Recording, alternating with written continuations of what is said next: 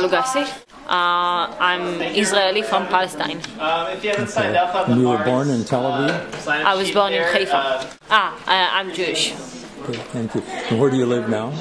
Tel Aviv. To get started, I'd like to show you the first 5 minutes of a great movie called Berlin, My Love. You can find it online. It's a really great movie. I only have time to show you the first 5 minutes. Anyway, Berlin is B-I-L-I-N. My Love, or you can also find it under Berlin Habibti. Habibti is H-A-B-I-T-Y? E-I. Okay.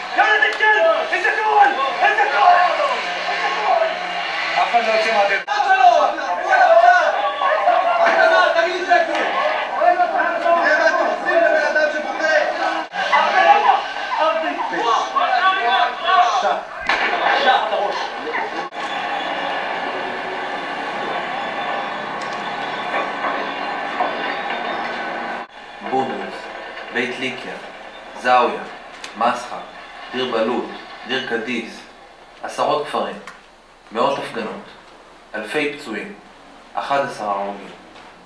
אני עובר מכפר לכפר, מהפגנה להפגנה, חוזר הביתה לתל אביב ומדבר עם כל מי שמוכן להקשיב. 2 עברו מאז שפרצה האינתיפאדה השנייה, שבמהלכה נהרגו למעלה מ3,000 פלסטינים ו1,000 ישראלים. ישראל טוענת שבצד הפלסטיני אין עם מי לדבר, ויוזמת הקמת מכשול הפרדה בין העמים.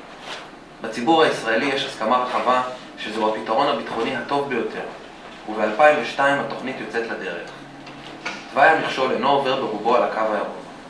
בחלקו חומה ובחלקו גדר, הוא מתפתל וחולה עשרות כפרים במכלאות ענק. הוא מספח לישראל שטחים נרחבים בגדה המערבית, מפריד בין חקלאים לאדמתם ומפצל משפחות. הכפרים הנפגעים רואים בגדר אסון, נכבה שלישית. הם יוצאים לעמוד מול הדחפורים בניסיון להגן על אדמתם ועל מקורות הפרנסה שלהם. If the Palestinians don't take care of their land for a few months, that land can be taken away from them and given to settlers or taken away from them to build a wall. They take away a few of their basic human rights. First of all, the right to provide for themselves with dignity, and second is the right to free movement. Often enough, they take away the Palestinians' right to the right to free speech and the right to live. Which is why I'm, as an Israeli, is active in the West Bank as forced to call the basic human rights that I still receive demonstrations, but ultimately are very likely to kill us, and they do kill a lot of activists. First of all, the first ammunition, and probably the most common ammunition, tear gas. Now, tear gas is very unlikely to kill you if you breathe it.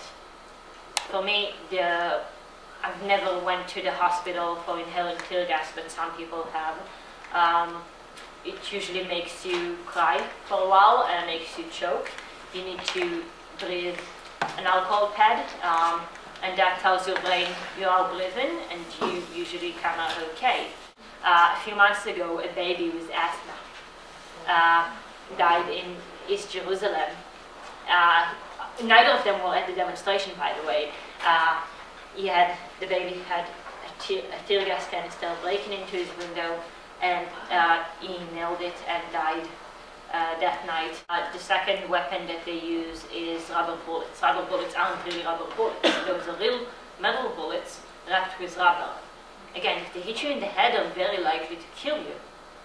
Plenty of people were severely injured from receiving rubber bullets to the head.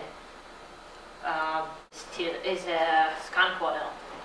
Skunk water can't injure you, as far as I know. It can't kill you in any way, but when they spray it on you, it's basically sewer water. When they spray it on you, you smell really bad for a few days. You need to take a few showers, and then you might be able to get rid of that smell. It's an awful smell. We run away from that faster than we run away from tear gas.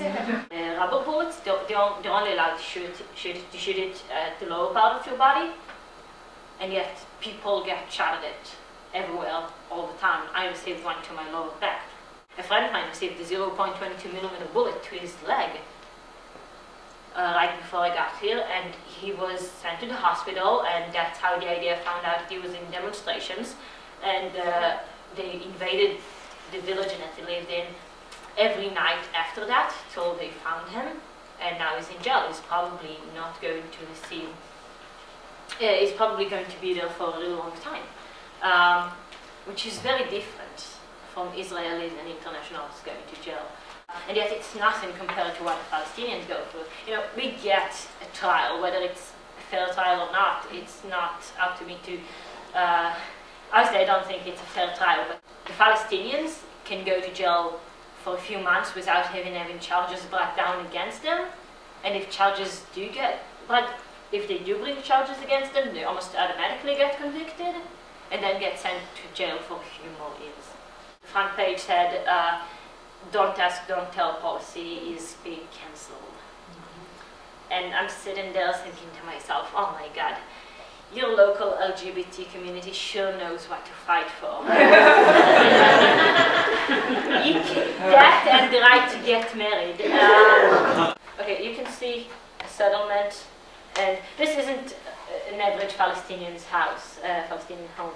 I'm assuming this is after house demolition. This was built as an in-between place. It's not, obviously not a Palestinian home, but you can see the settlement on the back. You can see a settlement on the back. This is when they, a lot of times before demonstration, Palestinians decide to pray. This is when Palestinians are just trying to exit their village or get into their village, and they're forced to stand, and a soldier can just walk up to them and say, "Can I search your luggage? Can I search your bags?" It is one of the biggest checkpoints. It leads to East Jerusalem. House demolition, my favorite part. House demolition is one of the most awful pictures you'll ever get to see. You know, besides the person being injured, this is the worst pictures I've had to show. The reason it's so awful is because, you know, a Palestinian family lived there till that point, as an action that opposes what happens the night before. Their house has been invaded, their brother was killed, their mother was sent to jail. That's their way of basically saying, we're still here, and it's kind of a symbolic act. We're all lived in the same area. This is what's happening in the West Bank. Please come and see that for yourself. Please try to understand. People have to go through that every day. This action is called Saluting the National Election. Palestinians go out with their sheep and lambs and animals. They need to have Israeli activists and to walk with them, because otherwise they get harassed by soldiers and by settlers.